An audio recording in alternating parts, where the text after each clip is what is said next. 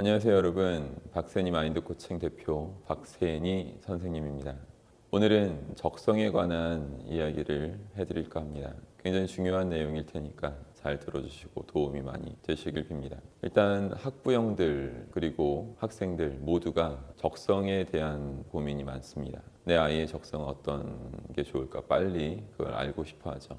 학생들도 내 적성을 빨리 알아서 그쪽 분야에 뭔가 멋진 삶을 살고 싶다. 물론 이런 생각하는 거는 당연한 거고 필요한 생각입니다. 하지만 좀 잘못된 생각들이 있는데, 가령 지금 크게 성공하지 못한 사람들 입장에서 저 사람은 적성에 잘 맞는 일을 해서 부자가 된 거다. 그럼 자기는 적성에 잘 안 맞는 일을 했기 때문에 지금 못 살고 있는 것이다. 이런 식으로 생각들을 굉장히 많이 합니다. 근데 이게 굉장한 큰 오해라는 것을 제가 밝혀드리겠습니다. 일단 여러분, 적성, 어떤 일이 맞고 안 맞고 하는 그런 것들을 알려면 어떻게 해야 될까요? 그래서 보통 하는 게 뭐죠? 적성 검사입니다. 학교에서도 시켰고 또 여유 있는 집에서는 정신과든 어디 가서 또 적성 검사를 따로 다른 기관에서 받기도 하죠. 근데 적성 검사라는 게 잘 보시면 어떤 종이에다가 OX, OX 이런 식의 체킹을 한 거죠. 그런 체킹한 걸 갖고 얼추 이런 직업이 당신한테 어울릴 것 같습니다. 이게 정말 된다고 생각하십니까? 그냥 종이 쪼가리에 OX 한 걸로 어떤 직업 어울린다, 그걸 받아들이는 사람도 이상하고 그렇게 주장하는 사람도 전 안타깝다고 조금은 생각해요. 그래서 종이 쪽지에다가 뭐 맞고 안 맞고 이런 거보다 더 중요한 것이 뭔지를 설명드릴게요. 적성을 알려면 젊은 시절부터 한 2, 3년 정도는 진심을 다해서 그 분야 최선을 다한 노력을 꾸준히 해야만 합니다. 만약 2, 3년 정도를 꾸준히 진득하게 진심으로 어떤 분야를 파지 않으면 당연히 적성은 나올 수가 없는 거예요. 애시당초. 그래서 어떤 일을 진심으로 꾸준히 제대로 해야 되는데 대부분의 사람들한테 안타깝게도 그것이 잘 안 되는 겁니다. 저는 20대 대한민국에 없는 수업을 학원계에 만든 건데 적성을 알고 한 것이 아닙니다. 반드시 꼭 이걸 이루어야겠다라는 생각이 먼저 있었고 그걸 위해서 철두철미하게 먼저 해야 할 일들을 제대로 이행하면서 결국 해내는 거죠. 제가 잘하고 있는 모습을 남들이 볼 때 이 사람은 적성에 맞는 일을 잘 찾아서 했네, 만들어서 했네, 이런 식의 어떤 표현들을 해줄 것입니다. 그래서 적성을 찾으려면 진심이 있어야 돼요. 어떤 삶에 바라보는 관점이나 자세가 정확히 제대로 서 있는 사람만 적성을 갖게 됩니다. 자, 그 부분을 좀 더 깊게 설명해 드리면 좋은데 그거는 이제 한 개개인의 어떤 삶을 제가 들여다보고 제대로 상담을 거쳐서 더 큰 도움을 줄 수 있겠죠. 자, 그 다음에 또 하나 그 맥락으로 더 중요한 이야기를 하나 해보겠습니다. 아까도 말씀드렸지만 부자가 못 된 사람들 입장에서는 저 사람은 적성에 잘 맞는 일을 찾아서 했고 나는 못 찾아서 그래서 부자가 아니다라고 생각하는데, 이것이 얼마나 어리석고 말이 안 되는 것인지 제가 다 조사해 봤습니다. 부자랑 가난한 자를 딱 봤을 때 바로 한눈에 차이가 나는 게 뭔지 아세요? 자, 그거는 일을 즐기는 정도입니다. 부자는 일을 너무나 즐겨요. 근데 가난한 자는 일을 즐기지 못합니다. 굉장히 죽지 못해 산다 이런 식의 표현을 사용하기 일쑤죠. 제가 제 학생들 지도하고 정신적으로 이끌어주는 제 일을 할 때 훨씬 더 재미있고 훨씬 더 큰 보람과 만족을 느낍니다. 그래서 이런 사람들은 은퇴를 안 하죠. 돈을 많이 벌어도 은퇴를 절대 안 합니다. 왜냐하면 내가 하는 일로부터 얻는 그 기쁨과 희열이 다른 여타의 어떤 취미 활동에서 얻어지는 희열보다 훨씬 더 크다는 것을 알고 있기 때문입니다. 그래서 계속 더 일을 심취해서 열심히 할 수 있는 거예요. 근데 가난한 사람들은 정말 지긋지긋해서 어쩔 수 없이 한다 하지만 빨리 해외 유람선 타고 놀고 싶지만 그것은 불가능합니다. 왜냐하면 남들이 그 사람이 하는 일에 퍼포먼스에 큰 감흥을 못 받아요. 싫어서 하는 일이니까요. 감동을 줄 수가 없죠. 그렇기 때문에 그냥 적은 돈이나 계속 주고 그러다 보면 저축을 크게 못하죠. 당연히 여행이나 이런 어떤 삶은 이제 거의 불가능해지는 것입니다. 그래서 일을 즐겨야 합니다. 자, 그러면 또 궁금해지실 거예요. 이런 측면이 부자들을 부자로 만들어준 그 일을 하게 된 계기가 무엇이었는가? 참 궁금하시죠? 첫 번째가 우연한 기회였다. 이렇게 말한 사람이 29%였어요. 두 번째로 많았던 것이 시행착오 하다가 하게 된 일로 부자 됐다. 이거 27%였는데 이것도 결국 우연히 그죠? 시행착오 속에서 우연히 하게 된 일이라는 걸 아셨을 것입니다. 세 번째, 예전 하던 일과 관련성이 있었다. 11%.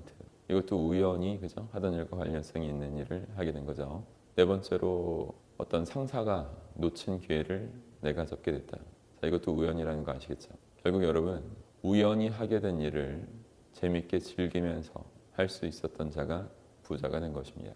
자, 그러면 가난한 자들은 자신을 가난하게 만든 일을 하게 된 그 계기는 뭘까요? 자, 눈치 빠른 사람들은 바로 답을 맞추셨을 겁니다. 그것도 우연이죠. 우연히 하게 된 일로 너무나 재미없게, 지긋지긋하게, 힘들게, 즐거움 없이 하는 것입니다.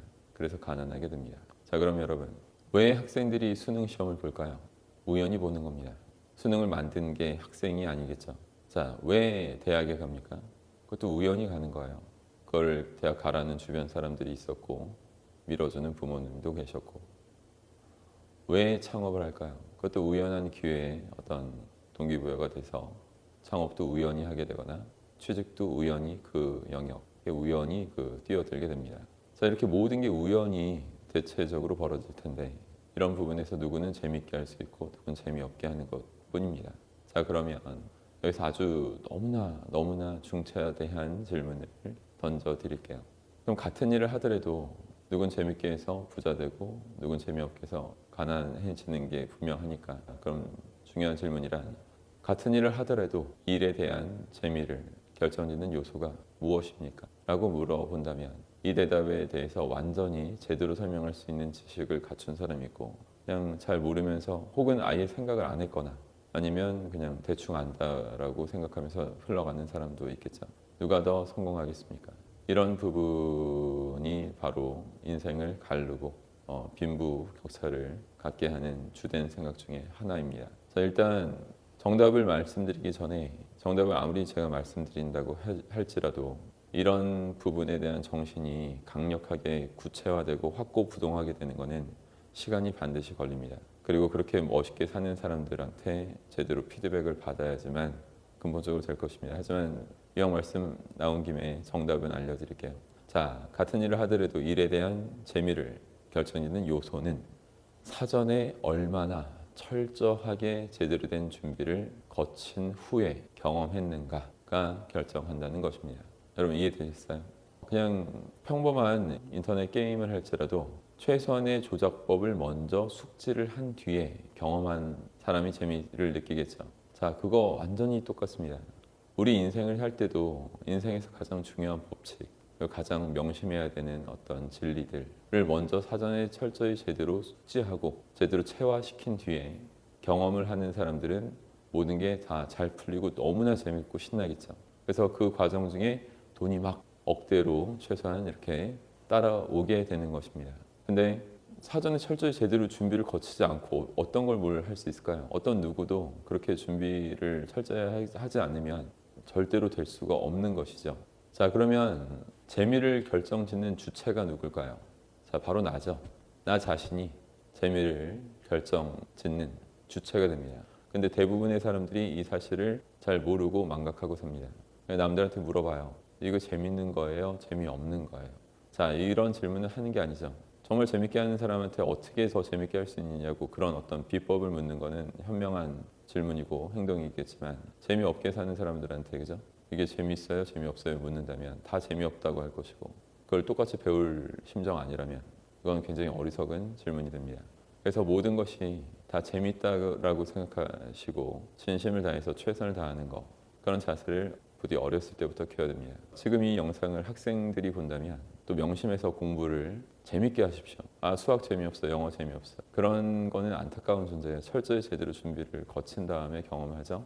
그럼 점점 더 재미를 느낄 수 있게 됩니다. 만약에 뭐 사업가가 보신다든가 학부형이 보실 때도 잘 명심하셔야 돼요. 아이들한테 그리고 주변 동료들한테 부하들한테 이거 함부로 재밌고 재미없고 이런 식으로 안타까운 어떤 얘기를 해주시면 안 됩니다. 재미는 내가 결정하는 것이고 더 리더면 리더답게 사전에 철저히 제대로 준비를 거친 후에 경험하시는 모습을 잘 보여주시면 부하 직원들도 잘 따라오게 되고 여러분의 자녀분들도 제대로 잘 따라오게 되겠죠.